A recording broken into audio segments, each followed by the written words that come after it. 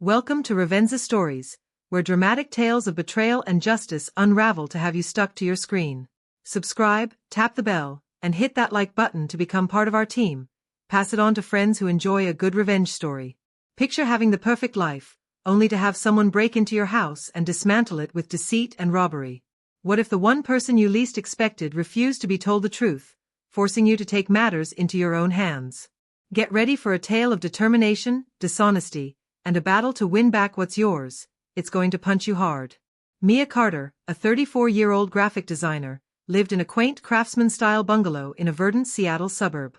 The breeze held the fragrance of pine, neighbors greeted her from porches, and the local coffee shop had her latte order memorized. This was her haven, a world she'd created through sheer will. Mia grew up in a blue-collar family and learned young that nothing was handed to her. Kids in high school belittled her thrift store fashion, but she used their jeers as motivation. She learned graphic design on a second-hand computer, up late every night mastering each software tool. By her late 20s, she'd established a successful freelance career, with clients stretching from Portland to San Francisco. Her portfolio was her pride, every logo, every website a testament to years of hustle and grit. Her personal life was similarly secure. She'd met Lucas, her husband, 5 years earlier at a tech conference in Seattle's busy downtown. An affable software engineer with a lightning-fast wit and ready smile, Lucas was her haven after a lifetime of struggling. They wed in a small ceremony overlooking Puget Sound, promising to meet life as a team. Their life was the one Mia had imagined as a child, even if there were periods of tension from Lucas's long days at his tech company. Weekends were spent playing board games with friends, having a laugh, or indulging in blueberry pancakes at a quaint brunch cafe. Their place was their sanctuary: creaky wooden floors, vibrant throw pillows, a stringlit backyard where they would sip wine. Lucas was her anchor, although sometimes he would forget the small things, such as Mia rearranging the living room for the 100th time. She thought they were invincible, until Olivia came along. Olivia was 29, the younger sister of Lucas, with a charm that attracted people like moths to a flame. But Mia had caught glimpses of the other side of her, hints of turmoil behind the charisma. Olivia had quit college after piling credit card debt on overpriced designer duds, always getting away with it with a smile. Lucas, however, saw her as his little vulnerable sister who just needed a break. When Olivia had lost her new job, something to do with spotty attendance, she had called Lucas in tears, penniless and desperate to have somewhere to live. He hadn't hesitated. "She's family, Mia," he said one night at dinner, his tone soft but resolute. "We can't turn her away, she needs us." Mia's gut clenched. Their house was her sanctuary, and Olivia was a storm cloud on the horizon.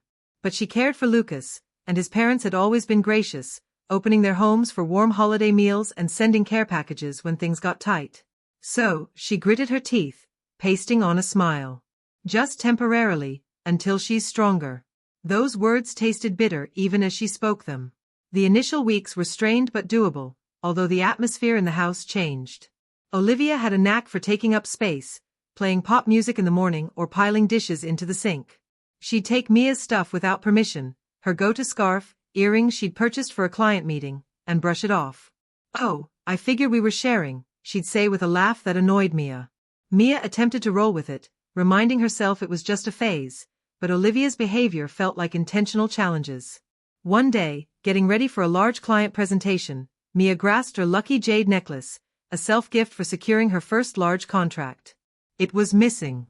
She rifled through her jewelry box, beating at a frantic pace, until she discovered it caught up in Olivia's laundry basket.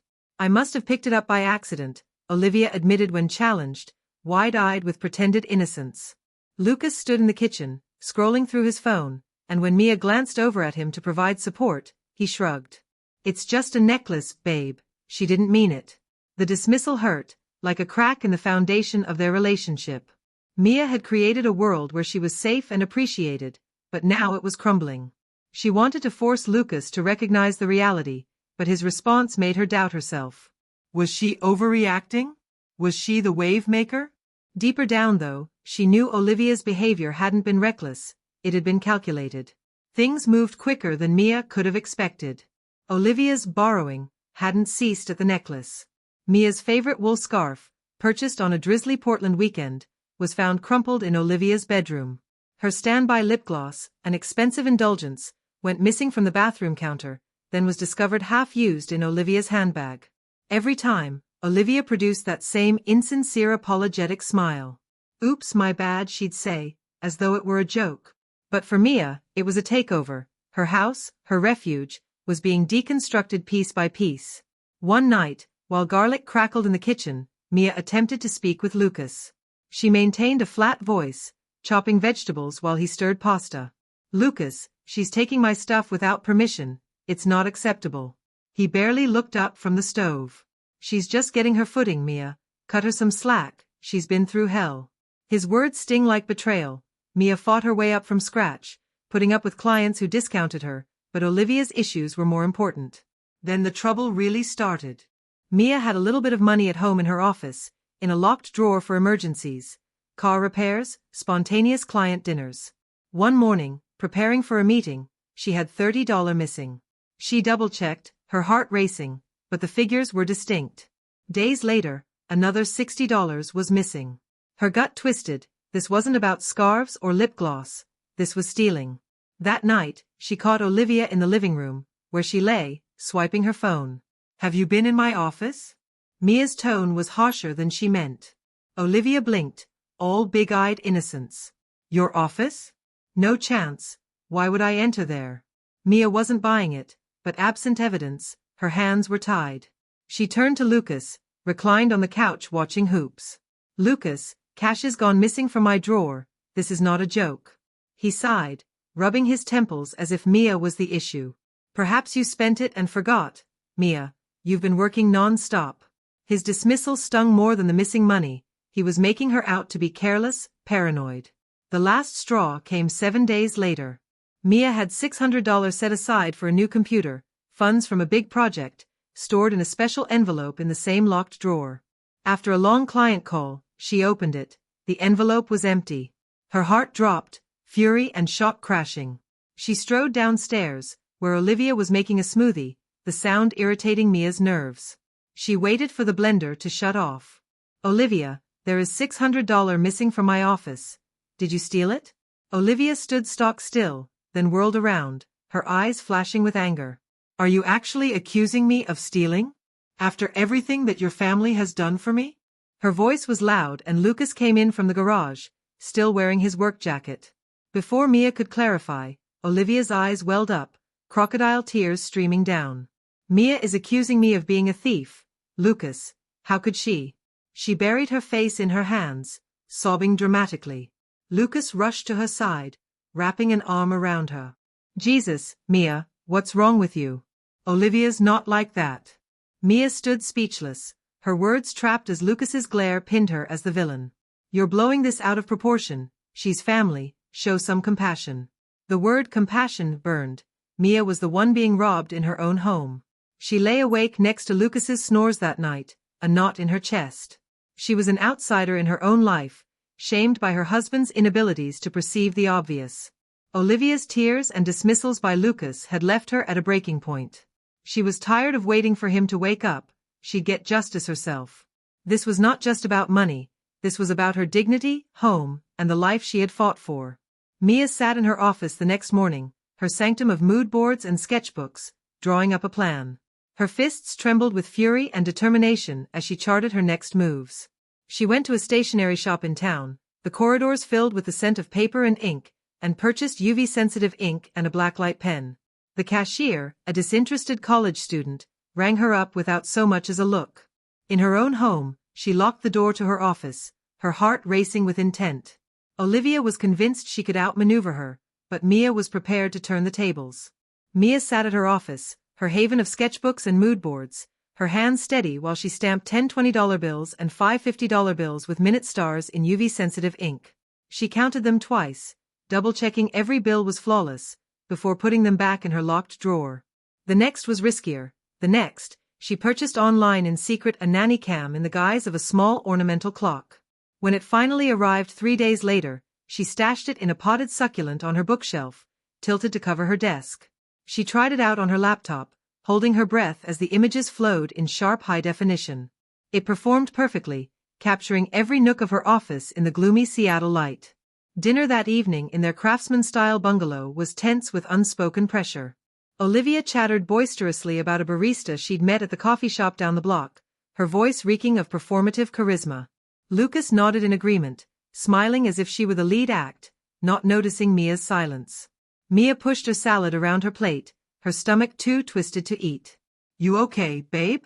Lucas asked, his worry flying away like he was checking things off a list.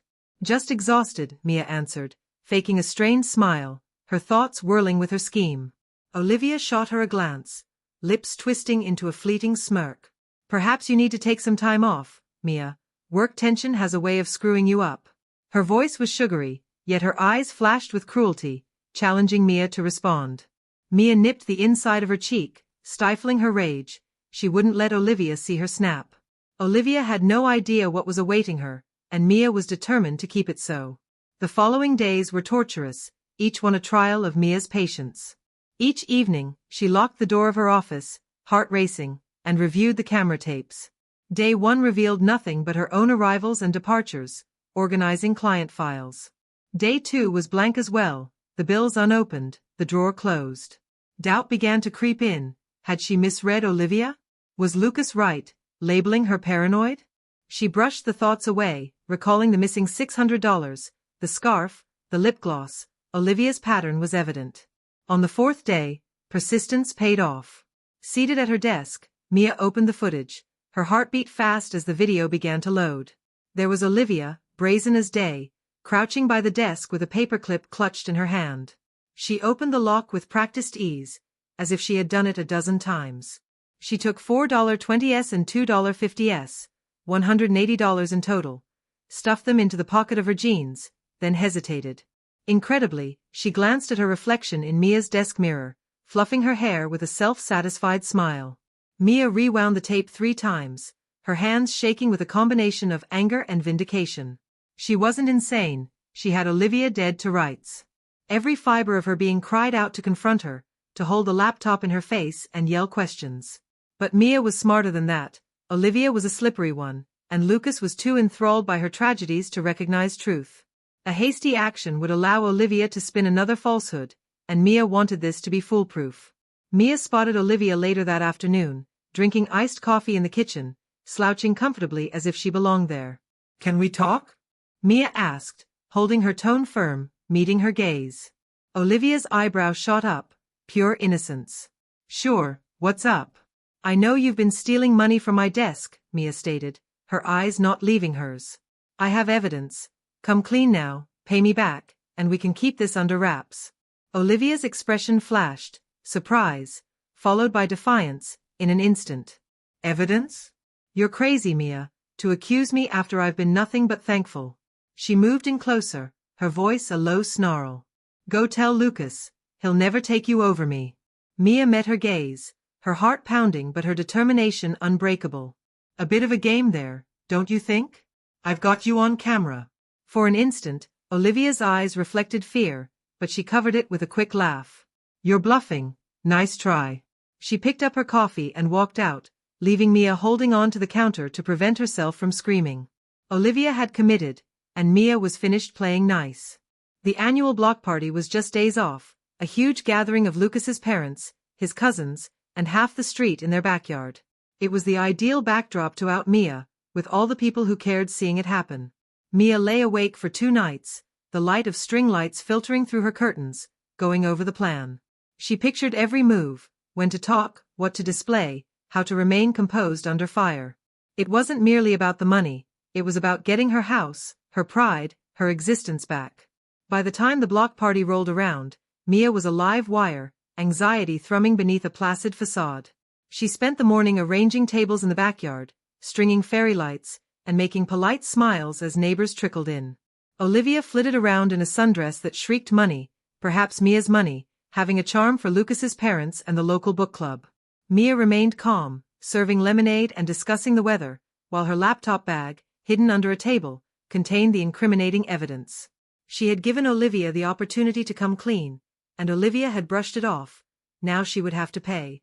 The party was underway by afternoon, children running around, music thumping, the breeze heavy with the scent of char-grilled burgers. Lucas stood guard over the grill, bantering with his father, while Olivia received the neighbors, tossing her hair and spinning yarns. Mia intercepted Olivia's eye, her gaze narrowing a fraction, as if catching a change in the atmosphere. She wasn't mistaken, Mia was poised to strike. She waited until the crowd had settled in, plates loaded with food, the hum of conversation at its peak. Her hands shaking, she scooped up her laptop and plugged it into the projector for backyard movie nights. Lucas saw her, his face scrunched in frown from the grill. "Mia, what's going on?" he yelled, flipping a burger, his voice more in inquiry than alarm. Mia pretended not to hear him, her throat constricted, her heart racing like a drum. This was her moment. No going back. "Hey all," she said, tapping a spoon on her glass, her voice breaking through the din. The group fell silent, heads turning, some still chewing. "I want to tell you something significant. It involves trust and what's been going on at my house." The air was suspended, as if the world held its breath, as eyes focused on her. "Some of my money has been disappearing from my office, and I believe we all have the right to know." She hit play, and the projector flared to life with crystal-clear footage of Olivia picking her desk lock. The video showed her pocketing the marked bills, $4.20s, $2.50s, then primping in the mirror with a smug grin. Gasps erupted, forks clattering as neighbors leaned forward, stunned. Olivia's face drained of color, her sundress suddenly looking out of place. "That's not what it seems," she stuttered, voice high-pitched, eyes scanning for an exit. Mia wasn't finished. She reached for the UV pen in her pocket and proceeded to Olivia's purse on the table. "May I examine something?" she asked, her tone cold but contained. Olivia hadn't had time to respond when Mia spilled the contents of the purse on the table, lipstick, keys, and a pile of bills tumbling out. She held up the UV light, showing glowing stars on the tagged $20s and $50s. "How my tagged money ended up in your wallet, Olivia." The backyard erupted in reactions. Lucas's mom gasped, putting her hand on her chest, and his dad's voice thundered. "What in the hell's happening?" Neighbors hushed, looking from Mia to Olivia, the air thick with tension. Olivia wilted, tears streaming down her cheeks, her voice trembling. "I apologize. I have a shopping addiction, okay? I required the money." Her admission lingered in the room, desperate and raw, but it did not taste like triumph. Lucas hurled himself toward her, his face flushed with rage, his eyes fixed on Mia. "Mia, how did you do this? You framed her and embarrassed her in front of everyone." Mia gasped, shocked, her heart plummeting like a stone. "Embarrassed her? She's been stealing from us for weeks." But Lucas wasn't listening. His eyes were cold, distant, like she was a stranger. "You're out of line. Pack your things and get out. I want a divorce." The words hit like a freight train, shattering the life Mia had built. The crowd fell silent, their stares heavy, as tears burned Mia's eyes. She refused to let them fall, holding her ground despite the pain. She turned to Olivia, who sobbed dramatically, Lucas's arm around her. "You'll regret this," Mia said quietly, her voice steady but laced with steel. She grabbed her laptop and walked inside, the murmurs of the crowd fading behind her. In her office, she threw clothes into a duffel bag, her hands shaking, her heart breaking. As she headed for the door, Olivia's wails and Lucas's soothing voice echoed from the yard. "It's okay, sis. We'll fix this." Mia slammed the door, the report echoing through the silent suburb like a gunshot. She sped away, sobbing blurring the pine-lined roads, Lucas's words, "Divorce, get out," shattering her. She'd blown the whistle on Olivia's stealing, believing it would preserve her home, her marriage. Now she'd lost everything, or so it seemed. But a spark smoldered deep within her, a determination to fight back, to take her life from the ashes. Mia stood in the backyard, the projector radiating with video of Olivia pilfering from her desk, as the block party became quiet. Gasps swept through the Seattle suburb, neighbors holding their plates, eyes wide in shock. Olivia's face was ashen, her sundress rumpled as she stammered. "That's not what it looks like." Her voice cracked, shrill and pleading, but the proof was clear. Lucas's mother grasped her chest, muttering to her husband, as his father's voice thundered. "What in the world is this, Olivia?" Mia raised the UV pen, her palms still while her heart pounded in her chest. She moved to the table where Olivia's purse lay, the onlookers following her every step. "Mind if I take a look at something?" She didn't wait for an answer, spilling the contents of the purse, lipstick, keys, and the marked bills, onto the table. The UV light revealed glowing stars on the $20s and $50s, proof of Olivia's theft. Funny how my money ended up in your purse, Olivia. The yard erupted, neighbors murmuring, some stepping back, others leaning in. Olivia crumpled, tears streaming down her face, her voice shaking. I'm sorry, I have a shopping problem, okay? I needed the money. Her confession hung heavy, but it wasn't the victory Mia expected. Lucas charged across the yard, face flushed with rage, eyes freezing as they grasped Mia. How could you do this, Mia? You embarrassed her in front of everyone. Mia's heart dropped, his words cutting deeper than she'd ever dreamed. Embarrassed her? She's been stealing from us for weeks. But Lucas didn't hear, his arm around Olivia as she cried theatrically. You're out of line. Pack your things and leave. I want a divorce. The words hit like a sledgehammer, shattering the life Mia had built. The crowd's stares burned, their silence deafening as tears pricked Mia's eyes. She refused to let them fall, holding her ground despite the pain. You'll regret this, she said quietly to Olivia, her voice laced with steel. She grabbed her laptop and walked inside, the murmurs fading behind her. In her office, she threw clothes into a duffel bag, her hands trembling, her heart breaking. As she reached the door, Olivia's wails and Lucas's soothing voice echoed from the yard. It's okay, sis. We'll fix this.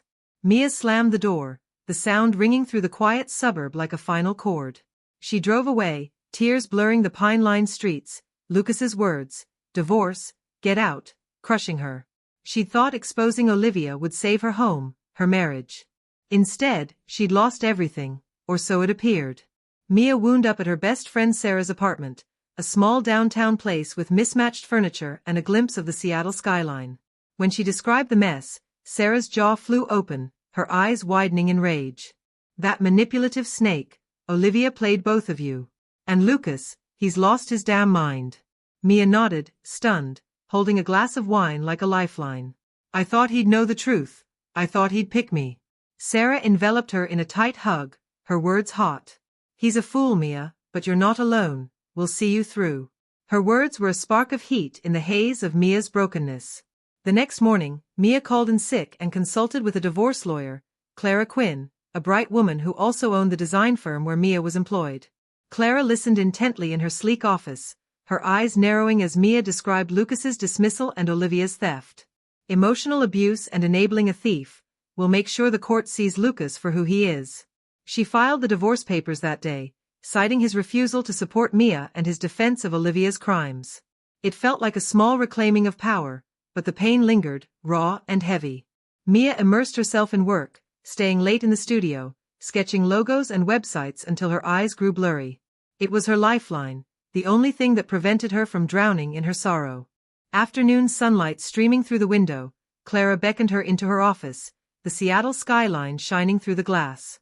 Mia, you've been crushing it, she said, reclining in her chair. There's a fire in you I haven't seen before. Want to lead our rebranding project for a major tech client? Mia nearly choked on her coffee. It was a career-defining opportunity, the kind she'd dreamed of for years. I'd love to, she said, her voice cracking with gratitude. Thank you, Clara. For the first time in weeks, hope flickered. She wasn't broken, not yet. Meanwhile, Olivia's life unraveled faster than a cheap sweater. Word spread through Lucas's family about her compulsive shopping, fueled by stolen cash. She'd gotten a job at a boutique in Pike Place Market, but got caught shorting $50 from the register to purchase a designer handbag. The owner filed charges, and Olivia could go to jail, her charm nothing against the facts. Lucas, fixated on rescuing her, floundered at his startup. His long hours became disorganized, missing deadlines and alienating clients. His employer reduced him to a junior position, an ignominious decline for a man who subsisted on his profession. The rumor filtered through mutual acquaintances, but she felt no satisfaction, only a quiet determination to continue. Mia settled into a small apartment overlooking the water, a sunny room with large windows and a view of ferries moving across Puget Sound. It wasn't home yet, but it was hers, a new beginning among the salty air and far-off gulls. One night, she took in a mangy tabby cat from a neighborhood shelter, calling her Karma. The cat nested in her lap as she worked, her purring a gentle solace to the pain of loss. 6 months since the block party, Mia's phone vibrated with a message from Lucas. Can we talk? I made a huge mistake. She stared at the screen, her heart pounding, a mix of anger and temptation swirling inside. Part of her wanted to hear him grovel, to make him feel the weight of his betrayal. But she was done living for his approval. No thanks, Lucas, I've moved on. Don't contact me again. She hit send, her hands steady, her chest lighter than it had been in months. She'd created a life with him, but she'd create something more herself. To mark her new beginning, Mia threw a housewarming party, inviting Sarah, Clara, and a handful of close friends from the design community. Her apartment came alive with laughter, music, and the smell of homemade pizza. Sarah held up a glass, her eyes glistening. To Mia, the strongest woman I know, you got knocked down, stood up, and emerged stronger. We're so damn proud of you. The room applauded, and Mia fought back tears, not of agony, but of thankfulness. She gazed at the people around her, people who noticed her strength, her value. When Lucas booted me out, I thought my world was over, she said, her voice firm. But it was only the start. I discovered I'm stronger than I ever realized. As the party wound down, Sarah pulled her aside, handing her another glass of wine. Any regrets about exposing Olivia like that? Mia sipped her wine, the memory of the block party vivid, the gasps, the glowing bills, Lucas's betrayal. None, she said firmly. It was messy, but I'd do it again. No one gets to steal your money, your peace, your trust, and walk away clean. Sarah grinned. That's my girl. That evening, while Karma slept on her couch, Mia felt at peace for the first time in months. Having lost everything, she had been stripped bare to her inner self, and a strength she had not known she had been revealed. She was not merely surviving, she was thriving, creating a life of her own design. The message of this tale is that it may take losing everything to stand up for your truth and become a stronger, more authentic you. When you battle for your dignity, you take back not only what was stolen, but who you were supposed to become. Thanks for watching Revenza Tales, where actual tales of resilience and victory are brought to life. Hit that like button, drop your comeback tales in the comments, and subscribe for more legend-faring tales. Share this with friends who could use a splash of justice, and I'll see you in the next tale.